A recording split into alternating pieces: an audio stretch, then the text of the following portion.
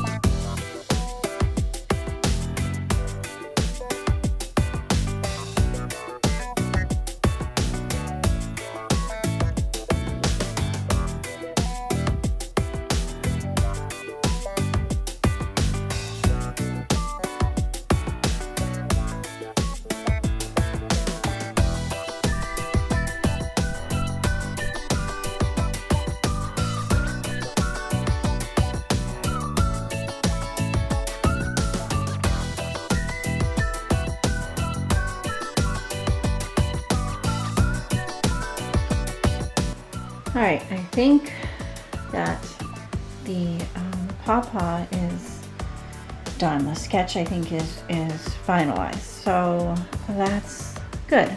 2 more to go. We'll see if we get 1 more done today before the rains come in.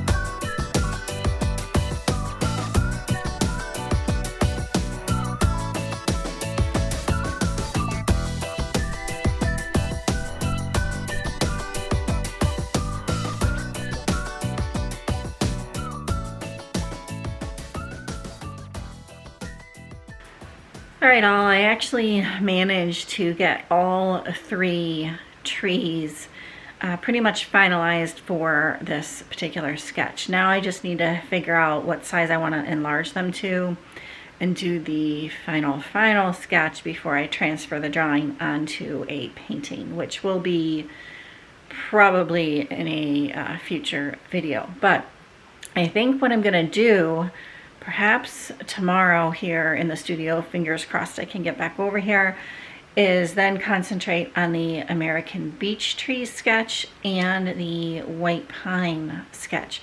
Those I haven't really started out, so I think, I mean, I have small ones done of those, but what I think I'm going to do is focus on larger ones like I did initially with these, and then maybe get them finalized also in this video.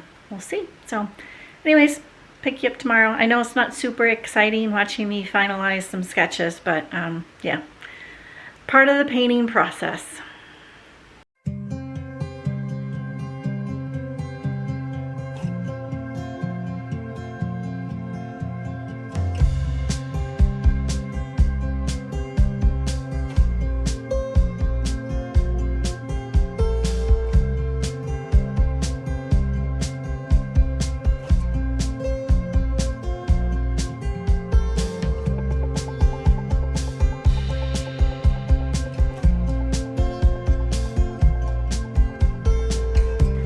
Morning all, coming at you from a slightly different location today, coming at you from my office, and I thought I would share with you how I figure out what sizes or kind of how I visualize what sizes I want to make these paintings. Now, I think I said I already have panels made, so I'm gonna stick with the panels that I already have made for the sizes.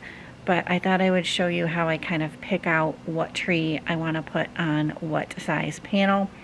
And the other day I did get into the studio and finish both the white pine sketch and the American beech sketch. So all of the sketches are pretty finalized. I just now have to enlarge them and make them the right size that I want to put on the panels. But let me show you, I'm probably going to do a voiceover here, what program I use and how I kind of figure that out and visualize that. All right, I use a program called Artesian, and this is actually a scrapbooking, meant for scrapbooking, digital scrapbooking, but I use it for branding things and then also for figuring out what size paintings I want to make and other different art things. But at any rate, going to start off by putting in a couple rectangles here. And the panels that I'm using are 18 by 24 and 12 by 24.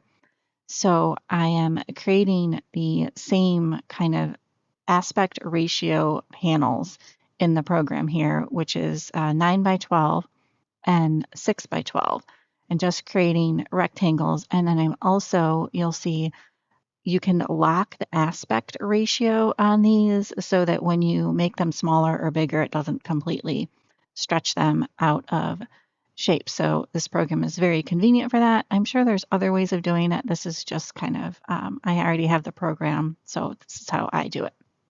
And then the other nice thing about this program is that you can then go ahead and duplicate the page. So I don't have to keep recreating these over and over and over. And in this case, I have 5 paintings, so I am creating 5 different pages for each of the trees, or 1 page for each of the trees, I should say. So up next, I've scanned in the sketches, and so I brought the sketches then just using JPEG images into this program. And again, I'm making sure the aspect ratio is locked on each of the sketches. So as I stretch them to get them the right size I want, I'm not stretching the sketch out of shape, if you will.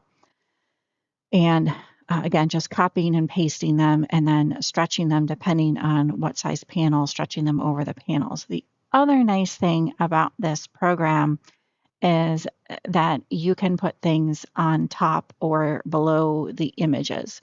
So you'll see here, I then move these rectangles over top of the sketches, and then I change the opacity of them so you can see the sketch through it. And this way you can really, I feel like you can really visualize how much extra space you're going to have around each of the trees. Like if you, in this case, I want to be able to put leaves around the trees, those leaf prints that I've done. So that's really nice to be able to do that. And again, adjust sizing these down to where I think they might want to be. And then I repeat this process for the rest of the trees. The other nice thing on this program is you can add in text. So you'll see each page is named according to the tree. And in this case, I have decided that the American beech is going to go on this bigger panel, more room for the leaves. The pawpaw is going to go on the smaller panel because it's a smaller tree, and I think there's plenty of space around that still for the leaf prints. The white pine, I was actually initially thinking of putting it on the large panel, but after seeing this, there's no leaves for the white pine, so I'm going to stick with it on the smaller panel. The sycamore, because it's such a wide sketch, I'm going with it on the larger panel. And the tulip poplar is going to be on the smaller panel. Even though it's a massive tree in itself, it's not as wide as the sycamore, or my sketch isn't as wide as the sycamore, so I'm going to put it on the smaller panel. So there you have it. That's kind of how I plan out the series in a way. I will see you back in the studio in just a few for more of this painting planning process. Morning all in the studio, as you can see. And the other day I got in here and finalized some larger sketches, kind of enlarged the previous sketches that I already finalized and put them onto the 12 by 24, but I just used mixed media paper with that. And today's plan is to experiment with a paper called Tenguchu. I don't know if I'm saying that right. I'll put the spelling of the name of the paper here, but it is a very, very thin paper that I can easily embed into the encaustic painting. So I want to experiment by trying to transfer one of the sketches or trace one of the sketches onto this Tenguchu paper just to see how it's going to work with some of the pens that I have. I think a pen's going to work better than like ink and a brush, but we're going to find out. All right, I wanted to show you exactly how thin this paper is. I think you can see that in the camera. It's almost, well, paper is a fiber, but it's almost more, I mean, it's pretty strong. You can't really, you could tear it, I'm sure, if you pulled hard enough, but it's quite strong. And if you've ever worked with like really thin fabric stabilizers, it almost reminds me of more like a fabric stabilizer than a paper. But I think it is considered paper, and I'll try to get you a close-up so you can see like all the little cells in it. But as you can see, it's very, very, very thin, and I have a feeling that ink is going to bleed right through it, but we're going to see what happens here. All right, I thought I'd show you what I'm going to attempt to use.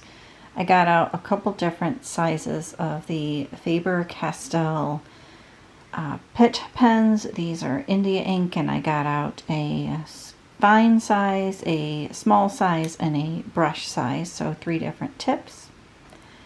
I got out just a normal pencil, just a normal graphite pencil. I think this is a HB, yeah.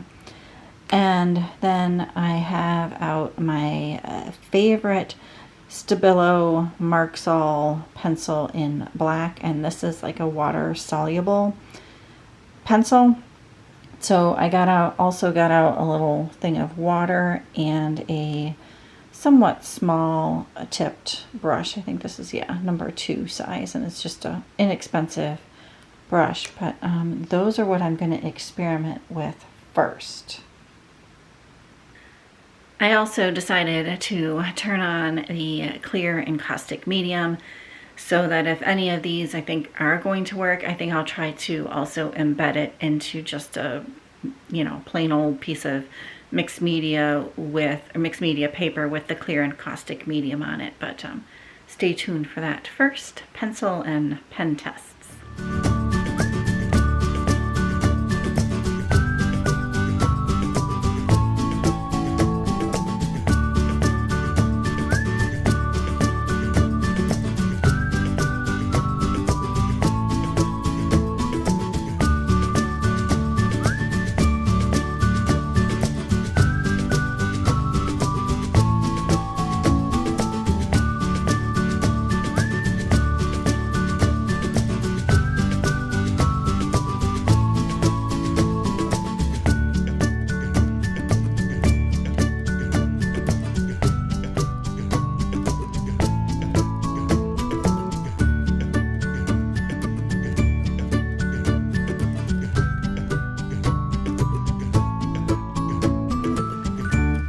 Alright, I think hopefully you could tell in that video, but the Stabilo Marxall pencil and water, I think really bled the most.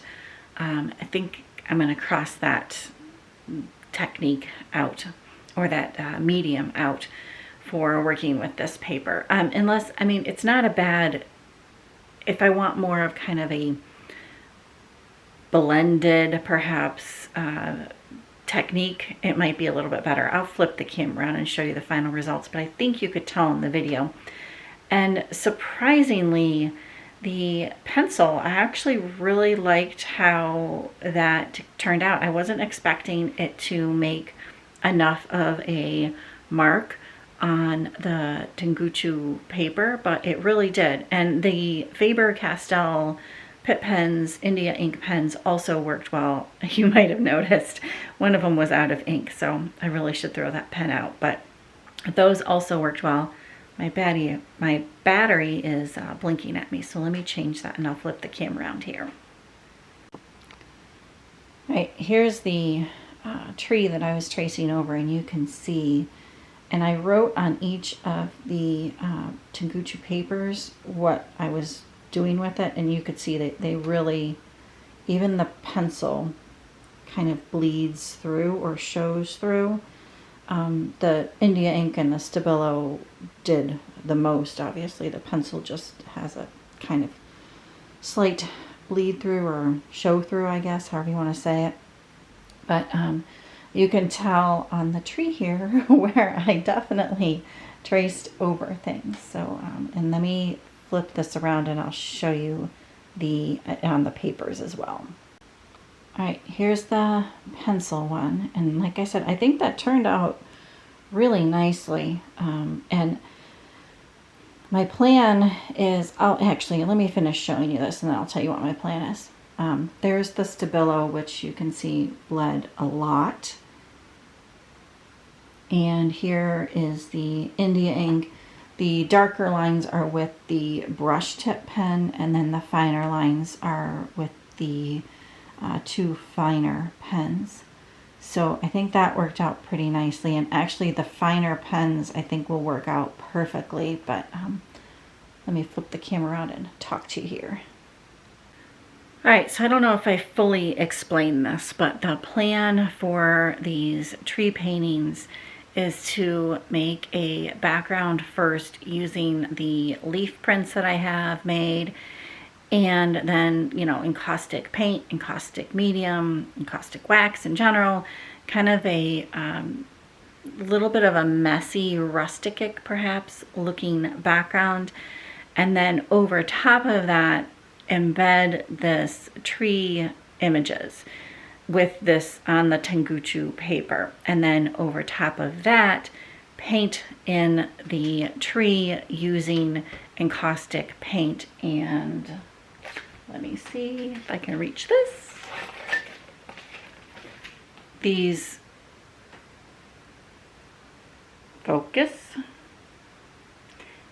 these sketches that I did of the bark, put that in to over top of the tree sketch. So I don't need like real dark black lines with these tree sketches. I think it would be better if actually there wasn't black lines, but just kind of a guideline to follow.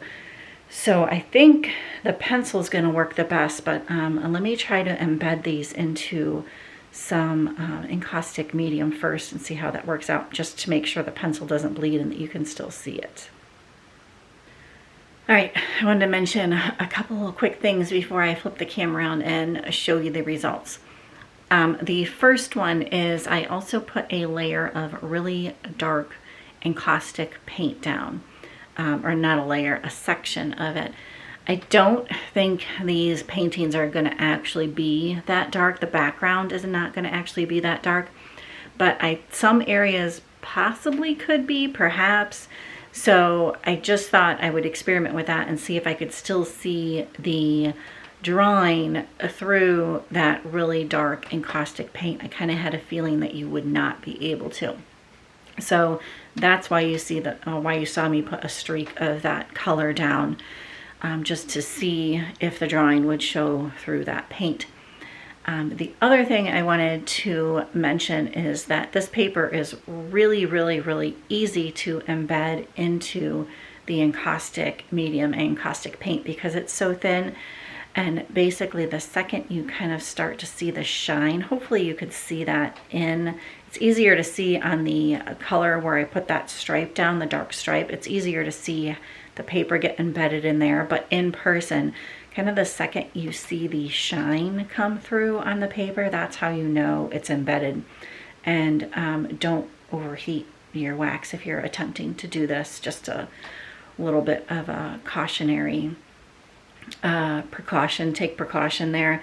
You can always go back and reheat an area up if it's not fully embedded. Once the wax cools back down a little bit, just kind of feel it and you'll know if the paper is not fully embedded or not. But it is really easy to embed, and it's also why I used this heat gun for flammable purposes and not the torch. All right, so on that note, let me flip the camera around and I'll show you the results here. All right, this is the pencil drawing, and as you can see, when the branches get up into this dark area, you really do not see them anymore whatsoever. You can kind of make them out in person, but not very well at all. So the pencil is, you know, really light. If you're doing light backgrounds and things like that, I think it would work out perfectly. All right, I think you can see right in there where the branch does go up into that darker area. You can see a little bit of it, but the rest really does get obliterated as that paint is darker. Okay, this is the Stabilo Marxell pencil with water. I don't think any of it bled any more than it already was bled, and you can see the branches a little bit better than the pencil in the darker areas of paint there. I'm just not real happy with the how it bled, but in general. All right, and this is the India ink, and I don't know, I think you can tell. Yeah, I think you can see that through there. You can definitely see some of the, sorry, I shouldn't put my finger there, it refocuses the camera.